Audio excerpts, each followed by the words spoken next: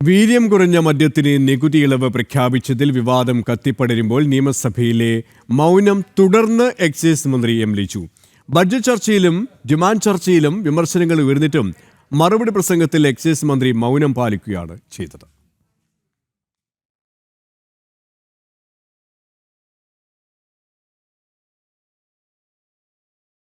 VD. Satheesan സർക്കാരിന്റെ ആദ്യ ബഡ്ജറ്റിലെ വീര്യം കുറഞ്ഞ മദ്യത്തിന് നികുതി ഇളവ് നടപ്പാക്കുമെന്ന പ്രഖ്യാപനത്തിൽ വിവാദങ്ങൾ കത്തിപ്പടരുമ്പോൾ നിയമസഭയിലും എക്സൈസ് മന്ത്രി മൗനം തുടരുകയാണ്. ബഡ്ജറ്റ് ചർച്ചയിലും ഡിമാൻഡ് ചർച്ചയിലും നികുതി ഇളവ് പ്രഖ്യാപനത്തിൽ പ്രതിപക്ഷ അംഗങ്ങളിൽ നിന്ന് കടുത്ത വിമർശനം നേരിടേണ്ടി വന്നിട്ടും എക്സൈസ് മന്ത്രി മൗനം പാലിക്കുകയാണ് ചെയ്തത്. സഹകരണ സ്ഥാപനങ്ങളുടെ ജപ്തി നടപടിയുമായി ബന്ധപ്പെട്ട കാര്യങ്ങളിൽ മാത്രമാണ് മന്ത്രി മറുപടി പ്രസംഗത്തിലൂടെ സഭയിൽ അവതരിപ്പിച്ചത്. കൂടാതെ സമീപിക്കുന്ന ആളുകളോട് മനുഷ്യത്വരഹിതമായി പെരുമാറി ഒരു ബ്ലേഡ് കമ്പനിക്കാരെ പോലെ പെരുമാറുന്ന സഹകരണ സംഘങ്ങളുടെ പ്രവൃത്തി ശ്രദ്ധയിൽപ്പെട്ടിട്ടുണ്ട് സാർ.